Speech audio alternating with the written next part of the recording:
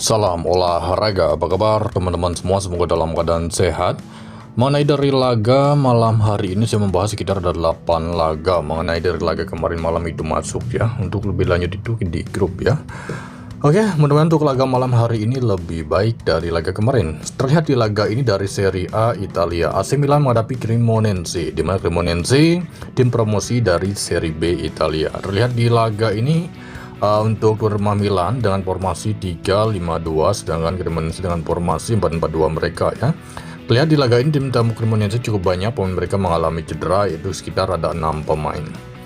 Terlihat dari hari terakhir kedua tim sudah sempat bertemu pada tahun 2023, di mana pada waktu itu berakhir dengan skor imbang 1-1. Jadi untuk laga ini karena memang laga pembuka berpeluang besar masih berada di tuan rumah AC Milan untuk bisa meraih 3 poin di kandang. Oke baik, masih di Serie A Italia. Di laga ini mempertemukan tuan rumah Sassuolo menghadapi Napoli.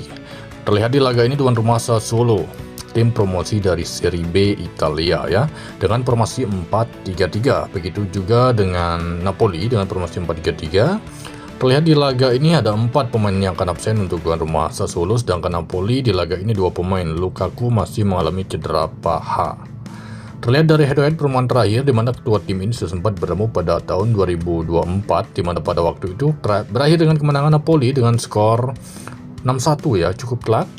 Jadi untuk laga ini mungkin tidak akan mengulang kembali, kemungkinan besar laga ini kurang dari 3 gol ya, maksimal akan terjadi 2 gol saja untuk laga Sassuolo menghadapi Napoli. Kemudian di laga lainnya saya membahas pertandingan Genoa menghadapi Lecce. Terlihat di laga ini Genoa dengan formasi 4-2-3-1, sedangkan Lecce dengan formasi 4-3-3. 2 pemain akan absen untuk tuan rumah Genoa, sedangkan Lecce di laga ini terlihat ada 3 pemain. Sedikit melihat dari hari terakhir, kedua tim sudah sempat bertemu pada bulan 3, berakhir dengan kemenangan tuan rumah Genoa dengan skor 2-1 di kandang. Untuk laga ini kemungkinan besar tidak akan terjadi 3 gol ya, maksimal akan terjadi 2 gol saja, itu menurut versi saya. Kemudian terlihat di laga ini cukup tangguh berada di tuan rumah Genoa. Selanjutnya saya pergi ke La Liga Spanyol. Di laga ini mempertemukan tuan rumah Atletico Madrid menghadapi Lecce. Terlihat di laga ini Atletico Madrid dengan formasi 4-4-2 mereka. Alvarez dan Sorloth masih menjadi duet yang bagus dari tuan rumah Atletico Madrid, sedangkan Lecce ini tim promosi dari La Liga 2 Spanyol dengan formasi 4-3-3 ya. Terlihat di laga ini kedua tim sama-sama memiliki 2 pemain mereka yang akan absen di laga ini. Head-to-head terakhir di mana kedua tim sudah sempat bertemu pada bulan 1, di mana pada waktu itu kemenangan tuan rumah tim tamu Atletico Madrid ya dengan skor 0-4. Untuk laga ini nampaknya tuan rumah Atletico Madrid akan mampu meraih 3 poin di kandang. Mungkin skor nampaknya akan ada 3 gol bahkan bisa lebih. Selanjutnya saya membahas pertandingan Mallorca menghadapi Celta Vigo. Terlihat di laga ini Mallorca dengan formasi 4-2-3-1, sedangkan Celta Vigo dengan formasi 4-1-4-1 mereka ya. Dimana tuan rumah Mallorca di laga ini ada 5 pemain mereka mengalami cedera, sedangkan Celta Vigo di laga ini ada 4 pemain.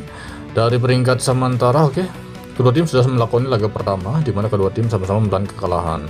Untuk kali ini menurut versi saya sendiri, kemungkinan besar laga Mallorca dan Celta Vigo ini akan banyak kejutan. Gol kemungkinan maksimal akan terjadi 2 gol saja. Selanjutnya saya pergi ke Liga 1 Prancis ya. Marseille menghadapi Pau FC. Terlihat di laga ini Marseille dengan formasi 4-2-3-1, sedangkan Paris FC dengan formasi 4-4-2.